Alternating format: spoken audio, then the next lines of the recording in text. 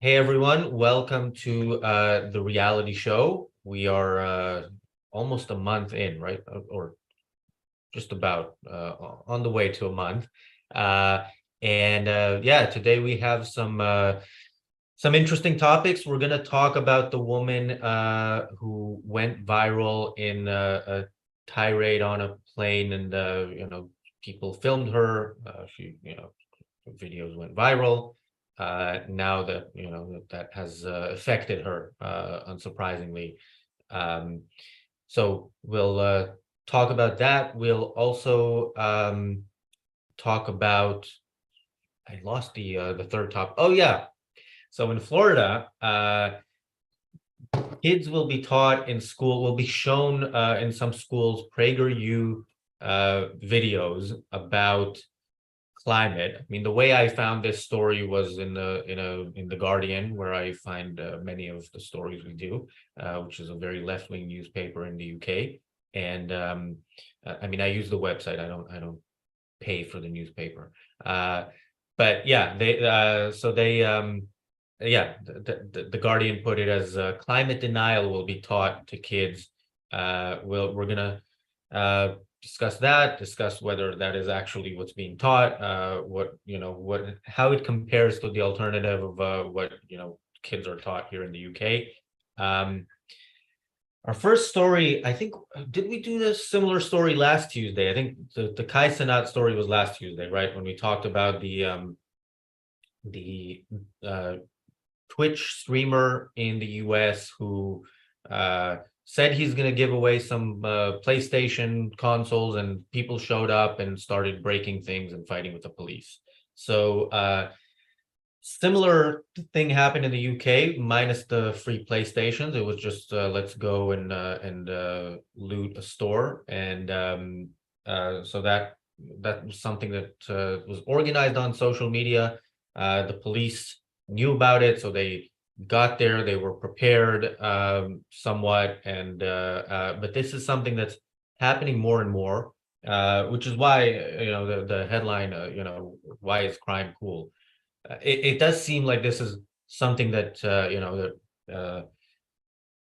kids think they should be doing for whatever social reasons. So we're going to talk about that in a minute. I'm joined by Marco and Richard, John Wass, Jim Brown, and Thomas Bisson. You can find out more about all of them in the description. Okay, so this story in the UK, actually, for our Americans, I don't know if you know this, but like when we have tourists or friends or family visiting us, and I see them on the street with their phone, like starting to Google where they're going. I'm like, no, you can't do that. You don't do this in the street in London, because before you know it, your phone will be snatched from your hand by somebody on a bicycle. This happens a lot, and part of why it happens, I think, is that they can get away with it. If you call the police and say, my phone was stolen, find my iPhone on my phone, they're not interested. It's a waste of their time. It's just a phone, and basically you are you're wasting their time by contacting them in the first place. So there was, well, actually, let me go to you guys, and there was something in the story that I wanted to discuss, but John, I'll go to you first. I think in America there's still a bit more of crime being punished to some extent by the system.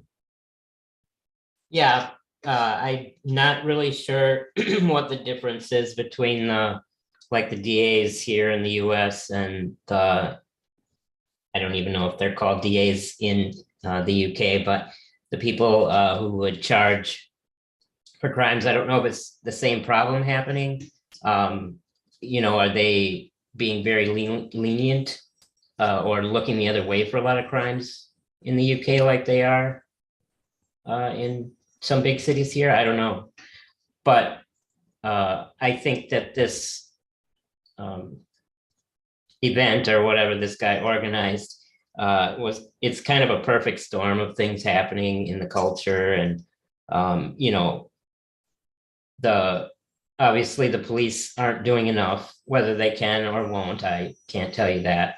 And the class war thing is pretty hot right now. So I think a lot of people are willing to look the other way because they can explain it away as, oh, it's just some rich people getting robbed or whatever, expensive stores. Because it sounds like it was one particular store that was targeted in the downtown by the group.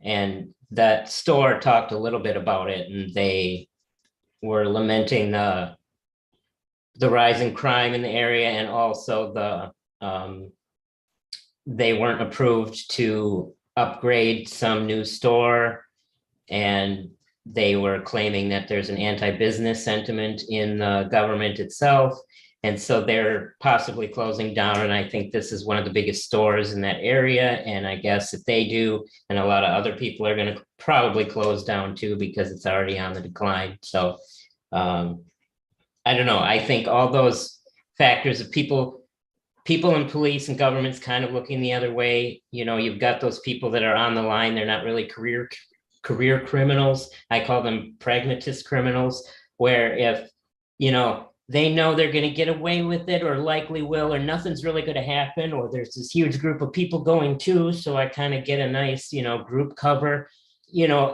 just a small percentage just fall over into that. But if it's a big group of people, that could be a lot of people. So I don't know. I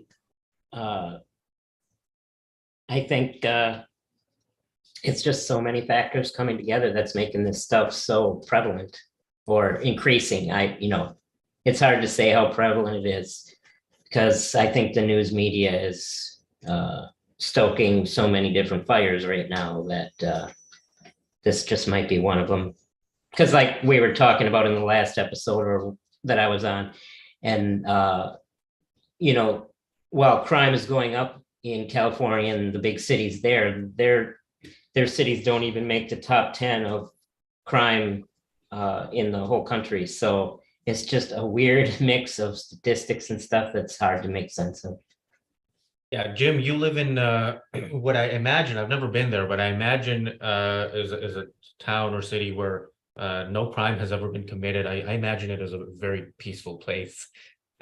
So what do you make of this? It is quite peaceful, relatively. We have an occasional bicycle stolen, but and I don't know, every now and then there's a high-profile murder, usually by someone who tried to dispose of a body up in one of the national parks nearby. But something John said interested me, which is the perfect storm of multiple causes. But let's just look at this this organized shoplifting, this mob shoplifting, which seems to be on the rise. At least you're seeing more reports of it. If you eliminate only one factor, would we still have the problem?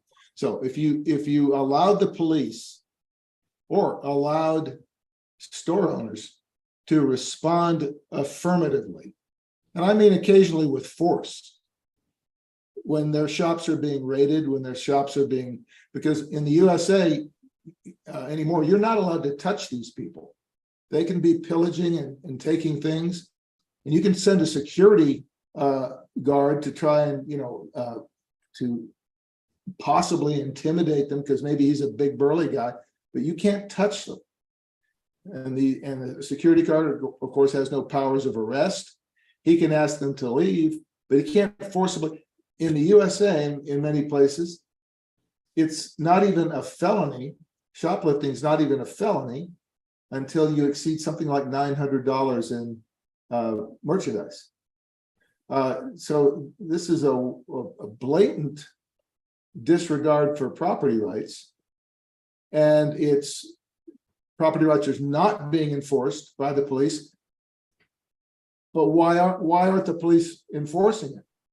My experience with police is they want to enforce it, but they're not being permitted to because of the legislatures in power, or because of new laws or new interpretations by courts, or DA's complete failure to charge, or no, your rules of evidence aren't good enough because your RoboCam, your camera wasn't turned on, and myriad problems like this.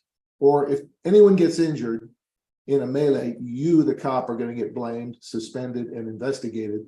If you just took away that one factor and allowed the cops to meet force with force and not hold them to a standard of perfection, of not harming anyone, even when that person is trying to inflict harm on others, wouldn't this go away? Because like John said, this is a small group.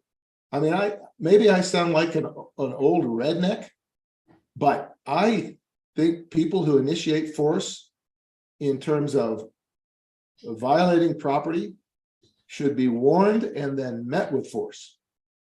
And I remember, I won't bang on and on here, I remember in the LA riots back in I believe it was either the late 80s or the early 90s, a number of Korean shop owners were manning their rooftops with shotguns to protect their property. And even that seems like a fairly recent period, in time. They were not severely criticized for that. They were meeting force with force, and they kept the looters and the mob out of their shops to a great extent. Well, whatever happened to that? Okay, I admit I was born and raised in Texas, but I'm sorry, I have no tolerance for this, personally, and I find it hard to understand where the American spirit of property, American principle of property rights has gone. Yeah, the roof Koreans were were great. We don't have anything equivalent here because you're not allowed to own a gun. And also, I think we can see where that spirit is gone. Maybe if I don't know if you saw this video in the riots in 2020 of like people, there was riots in the streets and people in their home like shouting support for the rioters, and then they throw a rock and break one of the windows, and the people are so surprised and they shout, "We're on your side, we're on your side," and then another rock breaks the other window. So yeah, that's where the spirit is gone. So Thomas, Marco, and Richard, you all live in the far east of London, where I think none of you actually live in the areas where the really bad parts of East London. I have lived in a really bad part of East London where the police really there was actually video of the riots here from 2011 from where I lived, where the rioters, there's some cops chasing them away, and then they run around the side of a building, they regroup, and then they run back, and then they chase the cops, and the cops run away. So that's how it goes in London. Marco and Richard, any thoughts on this? Yeah, well, as Jim and John said, it's a matter of chicken coming on to roost. Really, we created a society where people are educated with a poisonous idea of equal opportunity or equal outcome, which in itself breaks the connection between effort and reward. And then you tell them, oh, if your great grandma 100 years ago was misgender, so you're entitled to compensation. And there's this, especially on the side of the media, there's this institutionalized envy, which kicks in every time somebody who's successful, able, or does something good. Everybody goes against them and pillage them morally. And no wonder that we have these groups of, if you like, savages, unthinking savages, really, that decide to gang together and rob a shop. What's interesting, it was actually a relatively low market level shop. It was a sports shop. They don't go and take money from a jewelry or somewhere where there's proper value. They just go in a shop where they want the sneakers from the latest celebrity or something like that. So that in itself it tells you what these guys are after. The erosion of individual rights, specifically property rights, effectively is training them to, every time they see something they want it, so they take it. There is the disconnect between, hang on, man, you might well be envious and want somebody else's property, but that's crime, and that's what the disconnect is kicking in, I think. Yeah, I think I'd like to put the whole thing in perspective, really, because if I say that London is a mostly peaceful city, you'll probably imagine the whole thing is on fire all the time because of how that phrase has been used by the media. But the reality is that it is a mostly peaceful city. We're not got a fentanyl problem, or we're not San Francisco, and we're not France either. So, I do want to make it clear that most of the time things are absolutely fine. Basically, what you've got here is, normally back in the day, you'd have some dumb kids at the back of the class come up with a dumb idea. And now those dumb kids can join with every other dumb kids at the back of every other dumb class and go out on a dumb convention for an outing for the day. And this is what it looks like.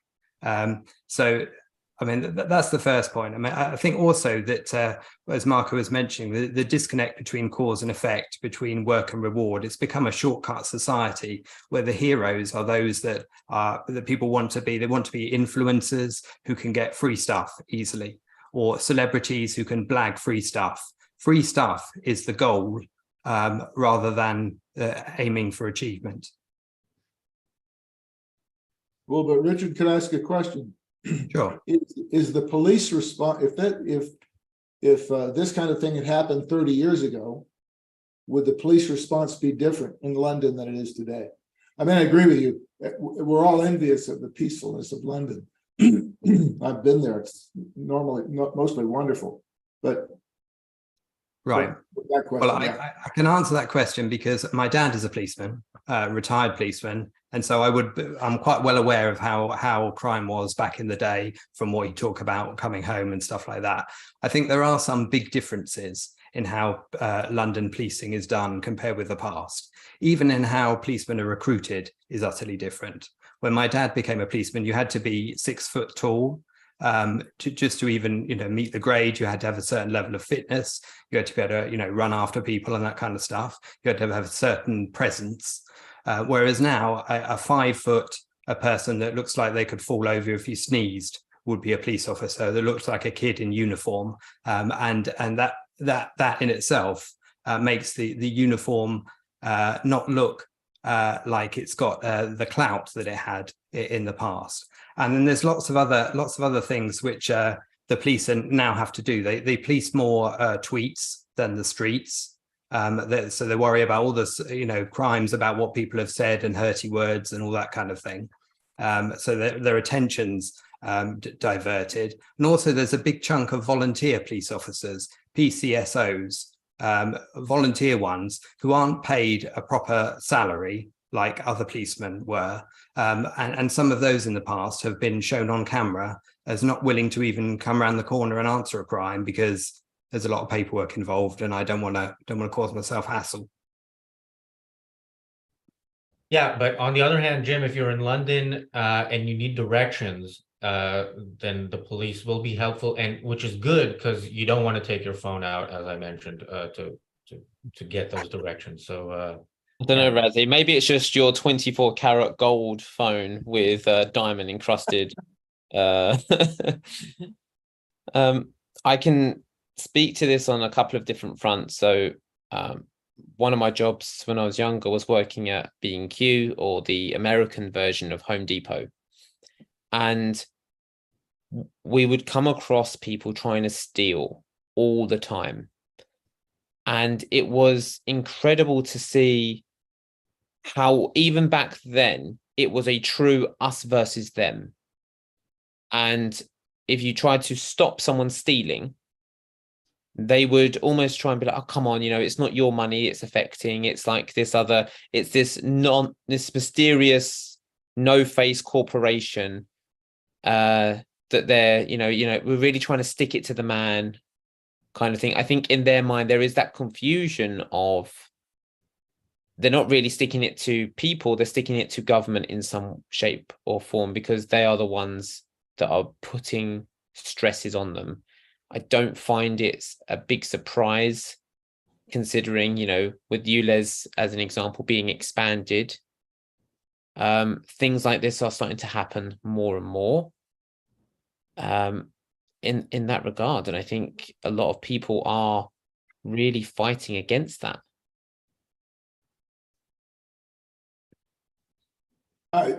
We don't need to belabor this, but does anybody see a backlash brewing? You might be in the USA starting to see just the very beginnings of it, where there are a few on the left admitting, well, defund the police hasn't worked out so well. There's even, formerly left groups, left-leaning groups that are demanding, better law enforcement in places like San Francisco, where you can't even walk without stepping in some places, not all, without stepping on people poop or a needle. They're starting to demand better law enforcement and more active solutions to these problems. So I'm starting to see a backlash. I don't know how long it'll take, or if it will be, if it'll be an overreaction, or it's hard to characterize it, because if it's starting, it's only in its beginnings. But you seeing anything like that in the UK? I'm guessing that this GBN reporter may be possibly the leading edge of some kind of backlash. It was interesting. She sort of blamed it on the USA. Oh yeah, this came from the USA. Yeah, that was it the Home Secretary who said that, or Yeah, the Scalabro, I wasn't sure. Yeah. But to be fair, there is a lot of copycat stuff. I mean, we had a whole load of BLM riots over here as a sheer copycat of what went in America, when there's nothing remotely equivalent to a George Floyd and style incident here to the level that would have instigated it at that point in time. So that there is a tendency to imitate the worst behavior that you've seen on your social feed. Yeah, that's why in a way an event like this makes such a noisy amount of news here, because it's not actually very frequent. There were a couple of incidents, I think, a few months ago. One, a group of people trying to get into a venue without a ticket. Actually, I think they caused the death of a security guard. And another event during a football match in Wembley, where again unticketed people were trying to get in. So it's not as frequent. Sometimes it's sadly lethal, but it's still not, I think, a level that will cause a public backlash at the same scale of, for example, immigration. That's a much bigger issue at the moment. Yeah. But everybody's watching it very closely based on what's happened abroad. So they are stepping up the rhetoric early, that's for sure. Yeah, that football match, by the way, was the final of the Euros, which is the second biggest football. By football, we mean soccer for our American panelists and viewers. It's the second biggest competition. Sorry, Jim, I missed that. Oh, I said, come on, we may be troglodytes over here, but we know that much. Well, I'm not sure. I always make the point of I don't know who's watching. So, but yeah. This was, it's the second biggest. It's the final of the second biggest football event in the world, and they couldn't even prevent people from getting in without a ticket. And then when they were people were exiting, there were people who were being attacked. England was in the final against Italy. Italy won, so Italian fans were attacked really badly, and this was put on YouTube as well. As for backlash, so I don't see an effective backlash anywhere, in part because to be effective in a solution, you need to identify the problem. And if you look at the this article in GB News, so the first paragraph, I'm going to read it. It's Unsavory scenes of organized looting on Oxford Street are a product of government's reluctance to allow regeneration, according to Marks and Spencer's leadership. Now, it's definitely problematic that you need permission from the government to fix up your own store, but that's not the problem. That's not what's causing crime. This is I understand them using the opportunity to mention that government is blocking them from from fixing their store, but no, the problem is much more fundamental, and it's in how people are being educated, and it's in a culture that doesn't frown upon this enough and frown upon the causes of it enough. So yeah, sorry to be the pessimist here, but no, I don't see any effective backlash. If anybody wants to add anything on this topic, now is the time. Otherwise, we'll move to something, slightly less depressing, maybe. I think the only other statistic that I did read is on the concept of like theft. So the UK police effectiveness at solving burglaries, as an example, is 5% out of all burglaries. So someone can come into your home, and there is a 5% chance that case will be solved.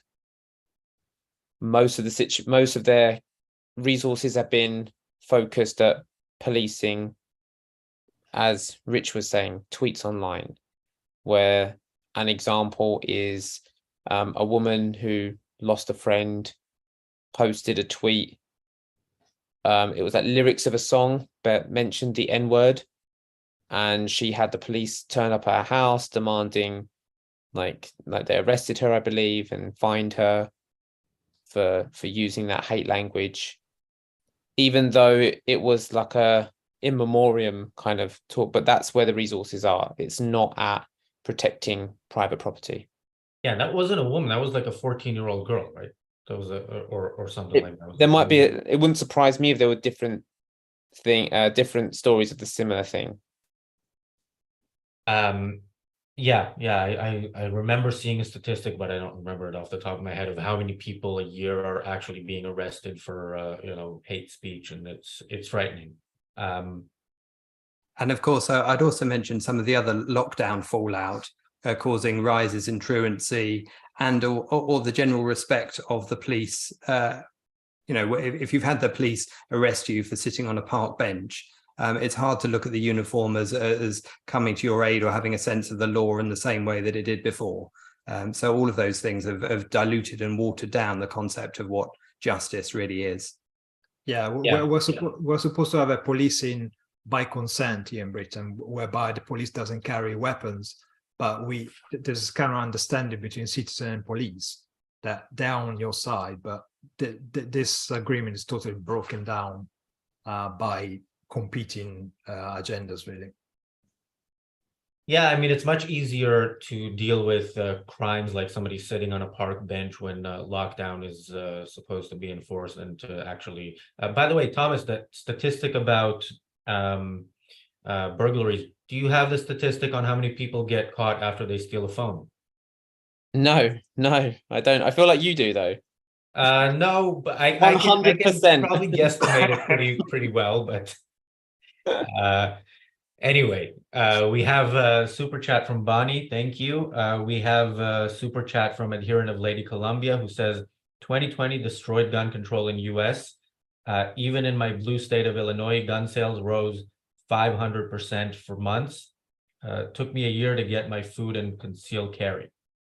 And adherent of Lady Columbia, also another super chat, thank you, says the biggest problem is that even local authorities will punish you for even defending yourself. There's no criteria that stop them from doing so.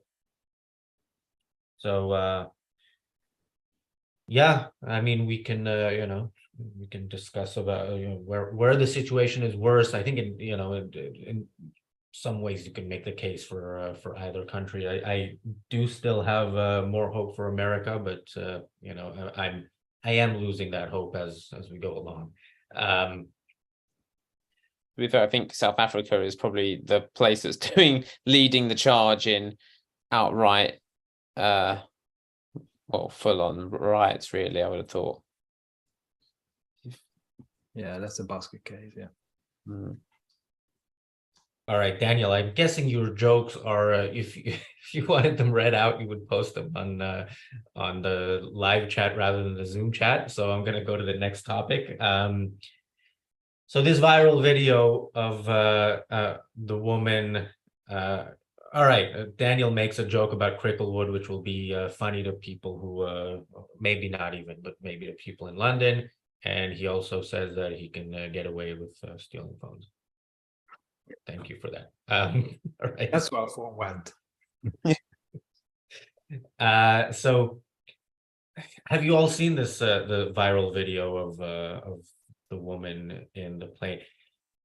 So I mean, I don't know why I'm kind of inclined to defend her. She had you know, it's mostly it's less about defending her for me. It's more about thinking, you know, you're sitting there on the plane, like, do you really need to like film people who are you know, clearly having issues? That always, you know, I think that's something in the culture also that it disappoints me. Like I you know, I'm often annoyed by what people do you know, in my you know, vicinity, but not to the point that I want to film them and then put them on you know, on YouTube, even though, look, you know, we are struggling to get 1,000 views for an episode, and this gets millions. So you know, if it's views you want, that's the way to go. But yeah, I don't know, this kind of stuff you know, depresses me a bit about the state of the culture. Jim.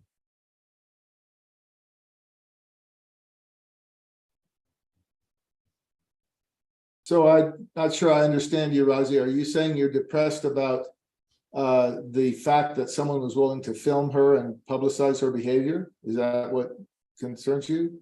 A little bit about, yeah, the fact that this is like, you know, this is for people, this is their claim to fame. I was there when somebody went crazy and I filmed it and I put it on YouTube, and you know, like, this is I don't know. So you think this woman just kind of had a bad day? This sounds like worse than a bad day. This sounds like pretty psychotic behavior to me. Yeah. But again, I don't want to go too far on that limb because I'm not sure what the actual facts were, but she turned this tiny family, if I read this right, turned a tiny family dispute into a public rant that disrupted everyone, caused the flight attendants to question the security of the airplane. And so I have to ask, where did she learn her manners? Not from any mom and dad that I ever knew. So, I mean, I agree with you in the sense that I'm not interested in, you know, publicizing these kinds of random aberrant kind of behaviors. On the other hand, this should be a cautionary tale to teach people how not to act in public. You need to control your anger impulses. I mean, so that's what I got out of it. I thought, boy, this woman, she wouldn't cooperate with the police. She wouldn't cooperate with TSA. She wouldn't cooperate with anyone. She was kind of on the spectrum, and I guess it's more than just that day that she's kind of, you know, out there on the behavioral, on the aberrant behavioral scale. So I didn't find the whole thing all that interesting, but I just thought this lady needs to either take a pill or calm herself. Yeah, John, you were saying? Yeah, there is a little bit more context to, I think, why this might have went viral. I do sympathize with your opinion, Razi, but at the same time, I think people are fed up with the Karens.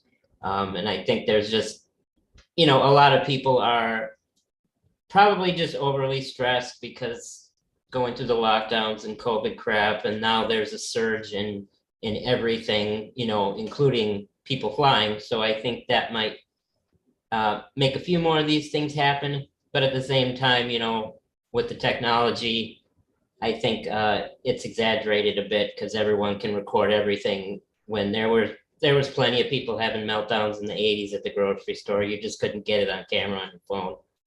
But this one was a little different because actually, I think the person that took the video, or one of them, was Carrot Top, the comedian. He happened to be on her plane. So in that sense, she was just incredibly unlucky. But also, I guess she's head of some company in Florida or something like that. It said in the thing. He's some marketing executive, which is, you know, that was part of what when I saw the story, I'm like, you know, she seemed to be, you know, on other days, as far as we can tell, a relatively normal person who, again, like, I think she should, you know, if she delayed the flight and everything, she should pay, and that's going to be a hefty bill. Should her entire life be destroyed? I mean, there are things over which people deserve their life destroyed. No, I don't know if this is I agree, but yeah, it's tough. But she did sound completely nuts. At least I didn't actually watch the video, but I read it, and I don't understand what happened. But she jumped from getting mad at one of her family members for losing her earbuds to claiming that there were fake people on the plane and causing this. I don't even know what that was about or what that meant, but that's when I guess she really started to go crazy, and they demanded she get off the plane, and she I don't know if she was claiming anybody's fake. I mean, she was saying that woman is not real, and I kind of heard it as, you know, somebody saying like, "Are you for real?" I don't know if she actually. Anyway, that's where I was just really confused. Like, how did this go from earbuds to her saying that? I didn't know what was going on. So, Thomas. So I think with any of these types of videos, they're always taken out of context, right? We don't know anything that happened. You are just shown a 30-second snapshot in time, or like in a video context or a picture, a snapshot in time, cast in the lens or the narrative of the person who has taken it and their impressions of what's going on. In this example, Carrot Top, who is a comedian I particularly hate with much disgust, because he's ginger. No, I just don't particularly like him. And so there's that element. And sometimes I'm just like, you know what? May he get recorded in his worst moment on his worst day. Like, sometimes it's like luck of the draw. You're right. Sometimes we just have a bad day. Should this woman be like judged her whole life, her whole career, everything she's ever done, be judged for that one little segment of video when we don't even know what's gone on? I don't think that's fair, but I think that's for rational human beings to actually decide what their judgments are. Hopefully, I'd be more disappointed if everyone jumped on her back straight away just to find it easy to kick someone when they're down. I think that's the thing I'd find more disappointing. It's like to actually have someone say, you know what, we don't know the full story. We have elements. Razzie, I completely agree with you. If she held up the plane, you know, these are the facts of life. She held up a plane of flight and started making all sorts of things to be a hassle. Great, finer, you know, move on. Yeah, that's just my thoughts on it. Marco, Richard. Yeah, I agree with Tom there, and making moral judgment via a video on the basis of selective facts. You've only got the context to work from, so you have to be careful about how much you assume and how much you're led by. I think lots of the people filming it come from the same sort of, they know they're on the same border of irrational emotionalism as the person they're filming, and they're just quietly grateful that this isn't one of their own crazy moments that are being shown to the world. And a lot of this does come from philosophy, because if, for example, I think the incident started because the woman couldn't find her AirPods. But if you think that the world is against you because you lump together the fact that perhaps you've lost your AirPods with the fact that you got caught in a traffic jam or you've got a cold, and you think the universe is piling up against you and has some agenda against you, instead of seeing each of those events as a simple cause and effect thing, where I dropped my iPods, the traffic was because of an accident, I got a cold because I didn't wear a coat last night. Each of those things don't necessarily mean that that you should pile up and feel oppressed by the universe and then take it out at the first innocent person you come up against. But the thing that really rattled me was the headline of the article. It's like the woman who had a breakdown has got a £2 million house. It's like, so what? I mean, that's the envy I was talking about before, institutional envy. The media create this kind of hate towards people who, in a way or the other, obtain a certain value that they want to have. And, what are we supposed to do? Hate her because she's got a house? I mean, I hate the scandal reporting. It's just, so vicious. I'll tell you what, if you want to go viral, just follow me around and film me on the day I have to pay my tax bill. There you go. You're bound to see some irrational behavior.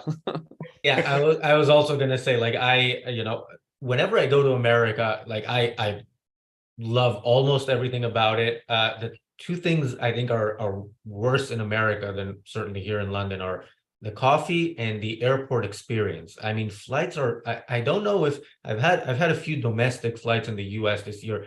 They seem to be always delayed. I had one that was delayed by 15 hours last month, another one last month where we were at the gate about to, supposed to be about to board, and then they changed the gate to a different terminal, which I've never had that happen to me anywhere. So if you add to that losing an AirPod, those things are expensive. Then I kind of get her. But anyway, So you lost the phone and the AirPod.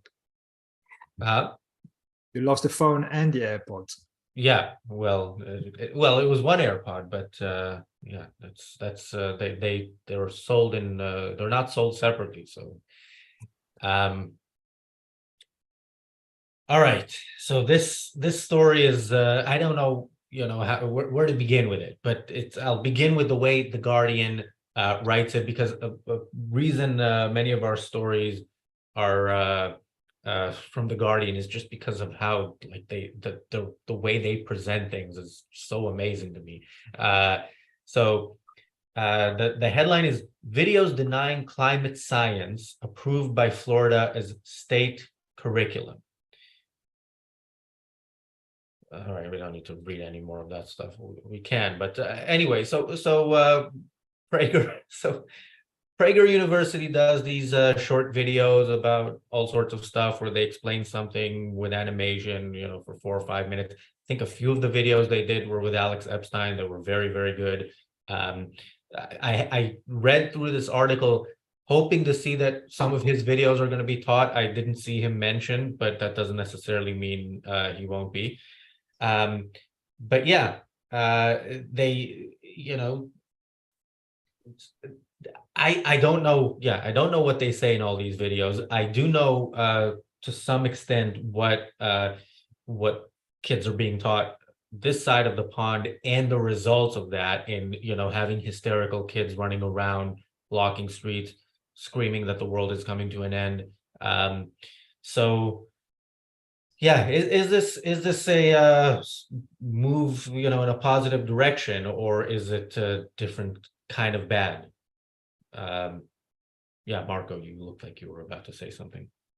Well, I know the Jim has got a different slant on this one, but to me, actually, is just the left having a fit because they see education as their own prerogative. That they are the provider of education and indoctrination.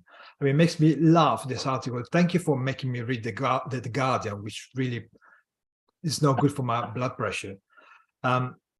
They start the article saying, "Oh, these nasty people in Florida are equating, PragerU presumably, are equating climate activists to Nazis. And then at the end of the article, there is a climate scientist that says that DeSantis is behaving like Goebbels. It's like, okay, now that's very nice. I mean, and we found about that a press release from the Council for American Islam Relation or something like that, and they released something like, oh, we shouldn't allow this hate speech to carry on. It's like, hang on, guys, you're worshiping a book that tells you people to kill infidels and to enslave women. I mean, what the hell? This whole thing is just about the left not wanting to give space to anyone else, any other view in education. I mean, again, the issue is that the state provides education. Just back off. Let us educate our kids the way we want, and if anything else, stop interfering with politics and religion. I mean, religion shouldn't even be in the realm of education. It's got nothing to do with education. Instead of fighting Christians versus the left or whatever they want to pass on, just back off. Just delete education from religion from education. There's just child abuse, really. When we looked into the story and we looked at what goes on here in Britain in terms of education, it did lead us down a depressing rabbit hole rather quickly. But even just focusing on the BBC's whole education arm and the kind of stuff, they have whole lesson plans for teachers and they have example assemblies for schools. Obviously, this is all propaganda, which we pay for as taxpayers. But one of the things that we noticed that they do frequently is for example, there was an assembly where it said, start off the assembly by talking about how the children should care for pets and how you care for your pets at home. And basically, it took you through several steps, which led you from caring for pets to caring for the poor to let's all clap for altruism. And all of this is woven into the education system and the BBC and the media as a means of making sure that the young minds are indoctrinated from an early age with left-wing ideas instead of it being focused on actual learning, knowledge and facts. Yeah, indoctrination is only one way. Oh, I mean, after reading that whole thing, I just felt like it was how do you describe it? Boris Johnson always said that you always want to have a dead cat ready to pull out at any moment. So whenever there's something not quite right going the way you want it to go, you want to have a dead cat that you can just throw on the table and be like, hey, don't look at this issue. Look at this dead cat over here. I kind of felt that was what this article is all about. I mean, at the end of the day, I don't know what these kids are being taught. I don't know what PragerU is, so I can't speak to any of the content that they're producing or what these kids are being taught. My only hope is that they are being taught how to identify facts and to make up their own minds, because it can be just as it could be just as easy to have the other belief being pushed that nothing's happening at all, and just avoid any kind of data, and just the way things are. But yeah, like I said, I don't know what they're teaching. My hope is that they're just learning how to recognize facts. Done. Can't say I disagree much there. It was just a typical leftist hit piece, if you ask me. Not that I agree with PragerU on a lot of things, but their biggest issue seemed to be that the children might get exposed to right-wing indoctrination, because obviously left-wing indoctrination is all that's allowed. So they have a big problem with that. But it's just, it's completely overblown, even from their perspective, because all that the law in Florida that DeSantis passed or whatever, it just allows PragerU videos to be shown, because I guess there was concern that people would bother the teachers that showed the video, so he passed this law. It's not like, I'm pretty sure, at least from what I read, it's not mandatory that the videos are going to be shown to the kids. It's just that they are allowed to show them without consequence. But yeah, they just, if you declare something's an emergency, you can really get away with anything. And that article really shows that. Jim, do you think there's any chance of Wyoming passing a law saying that kids have to be shown Ayn Rand Center UK videos in schools? Boy, no, no chance of that. But actually, this state is not, just in passing here, this state is not all that shiny in terms of education. Charter schools here are actually very hard to form. Private schools, of course, can be, and homeschooling is like everywhere in the USA is legal, and there's a lot of it going on.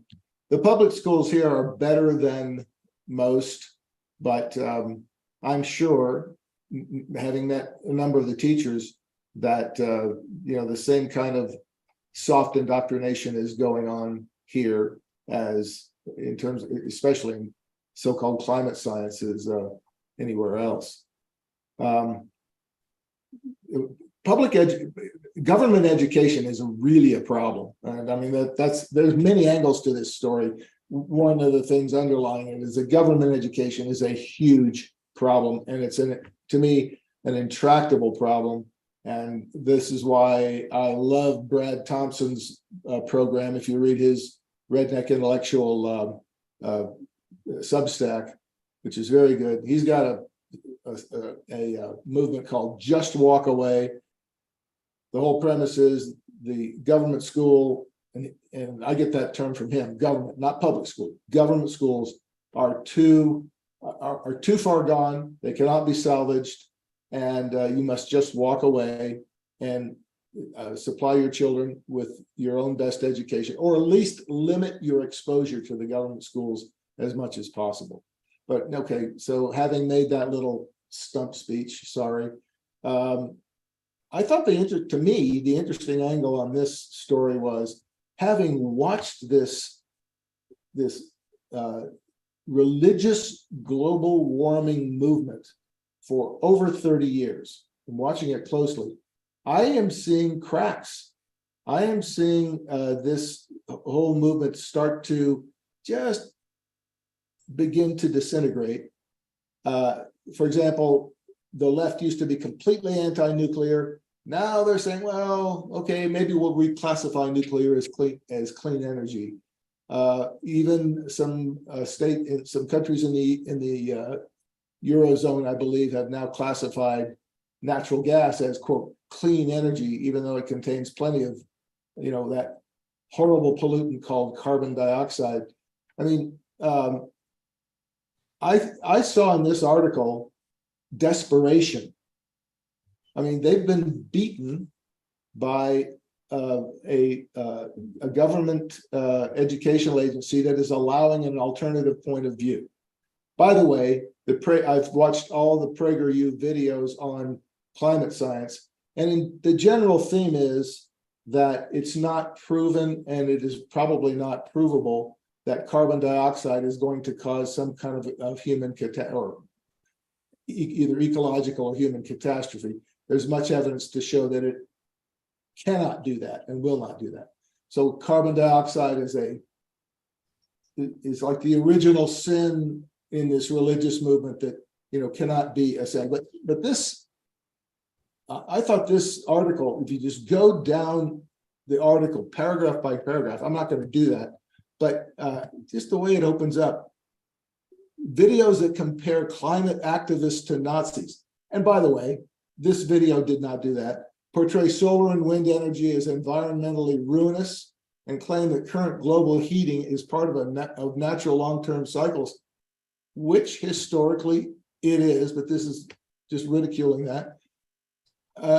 So this whole thing takes, facts and ridicules them as if it's common knowledge that these facts are just wrong.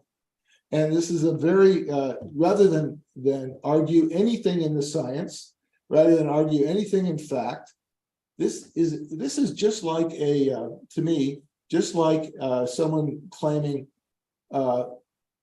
so-and-so is arguing against original sin and against the existence of hell, and and he should be outcast. Don't argue any of the facts. Don't argue anything, especially, and this is what's become of science on the left. This is the way they claim to own science, in this completely non-factual religious context. It's not completely non-factual. It's selective facts and cherry-picked facts out of context to promote their agenda. So it's very clear in my mind that that's what it's been. It's always been. But this seems like an act of desperation because they've been dealt a terrible blow, and they no longer have, as someone here said a minute ago, no longer have a monopoly on the indoctrination of the children. So Daniel, I know we have the Fountainhead group. They will forgive me. I apologized in advance last week that sometimes on Tuesday we will start a bit late, but we do have a super chat from Megan Ribbons, a regular on this show who will be on Thursday, I believe. She says, this highlights a wider issue. Government schools make every item of the curriculum subject to popular veto. That makes the curriculum a grab bag of topics rather than an integrated body of knowledge. She later says, Sam Weaver of the Ayn Rand Institute is excellent on education. I read The Knowledge Gap cover to cover because of his review. And earlier on, Bonnie said, tomorrow we need good news. And then later said, or a stiff drink. So I think probably we can help with the latter more than the former, but I think one of the stories tomorrow is kind of positive. But, and again, Daniel, my apologies for this. I thought we would use this opportunity to launch a new segment on the show, the topics that didn't make the cut. Now, I know I emailed this to you guys like 2 minutes before the show, so you probably haven't had a chance to look at it. But so if you have anything to say, go ahead. And if not, that's fine. But so one of the stories, members of the Ayn Rand Center UK who are on our random group on WhatsApp will have seen me post this yesterday, but the BBC is going to launch an astrology-based Black queer dating podcast. So I guess that's good news, because you sometimes worry that your tax money is not being put to good use, and we see that it is. Any thoughts on the new podcast? Are you excited to hear it? And by the way, I was mentioning this kind of in the group. We had 2 shows in the history of this channel, 2 shows dedicated to romance. One was called The Selfish Lovers. The other was called Flirting with Reason. Both of them lasted only a few episodes. Maybe the BBC has a better idea. It's more, should go more niche when it comes to such topics. Any thoughts? Where do I sign up? You're already signed up. You have to pay Amazing. license fee, as you know. I can't wait to get guidance on my love life for this very specific niche.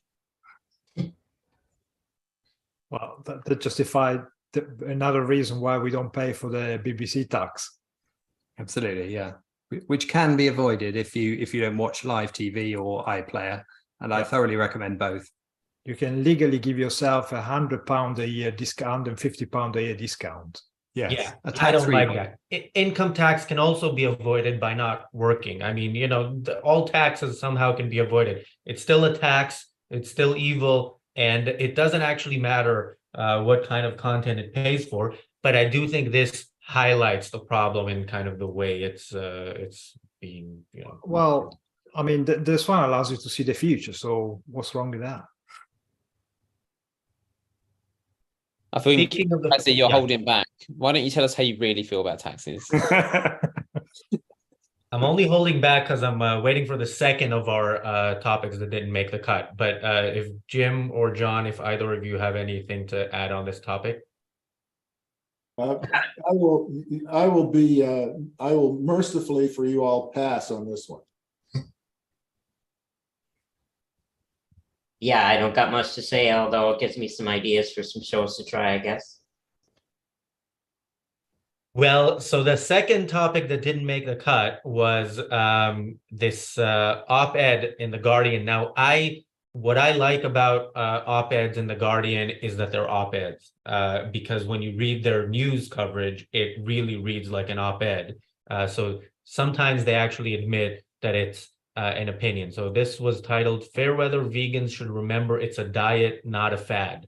Sales are falling partly because the ethics of meat-free food have been overlooked in the hunt for the next trendy lifestyle. So this is it's an interesting read. You know, it's a long, angry rant by a vegan about other vegans not being proper vegans.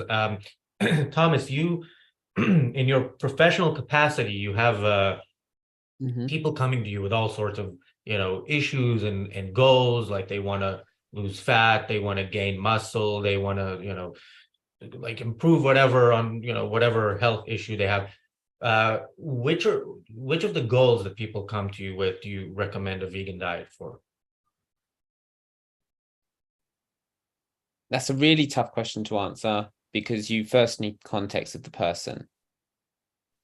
So I have to understand the person first. That is primary. My goal, my job here is to help them achieve their goals. And if their ethical beliefs are to not harm an animal, then it's my role to say, right, okay, if this is your choice, these are the avenues open to you. There are some situations where they have extreme allergies and they don't know what the allergy is.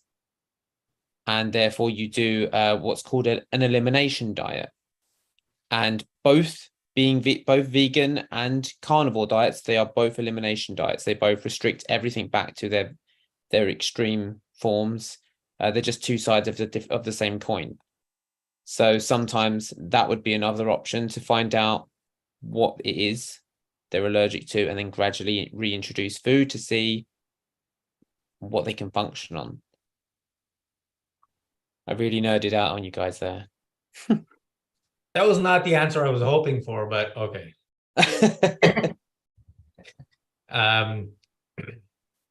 Yeah, if anybody else has anything to add, go ahead, and then I will read some of the chats. I would just add that fake meat is expensive and not tasty, and the same newspaper was constantly telling you that everything's expensive. So fake meat is something you can save money on, and obviously that goes against what they're arguing in this article, and that's why they're bitter. Yep. So Megan said in the chat, Razi is triggered. I think this was on the previous topic, and then she added trigger warning, Razi, I'm mostly vegan. So yeah, I was more triggered about the previous one. Yes, I mean, so I once was like a month late paying the TV license, and I got a knock on the door because, you know, that again, that money is put to good use. There are people whose full-time job is to go around knocking on people's doors, checking if they have a television, and you know, demanding that they pay this fee. So yes, I'm again much more triggered if this was on a private channel and you know, people want to watch it and pay for it and advertise on it, and all the more power to them. But how else are we gonna get viral if you don't have a meltdown, Razi? Yes, yeah. Tweet out my meltdown, please, and let's see how we do with that. I think I don't think I mentioned this, but I should mention this because today is the last day that you can get $200 off if you sign up for Resurrecting Romanticism, the conference with many objectivist speakers about art. It's October 7th, 8th, and 9th in Spartansburg, South Carolina. Some people, some regulars on the channel will be there, including Harry Binswanger, Lee Pearson, Shoshana Milgram, and some people you've seen here recently, like Dr. Stephen Seek, Dr. David Barry, and of course today we have the Fountainhead Book Club at 7 p.m. UK time. It is 6 minutes past 7, so that's coming up any minute now. At 10 we have Artful Tuesdays with Kirk Barbera and his guest Diane Duranty, who is also going to be speaking at Resurrecting Romanticism. They will be speaking on painting and romanticism. But yeah, if you plan to attend that conference today and you haven't signed up yet, today would be a good day to do so, because it is cheaper than it will be tomorrow. So thanks again, everybody. See you in the Fountainhead Book Club in a minute, and see you back here on the show tomorrow.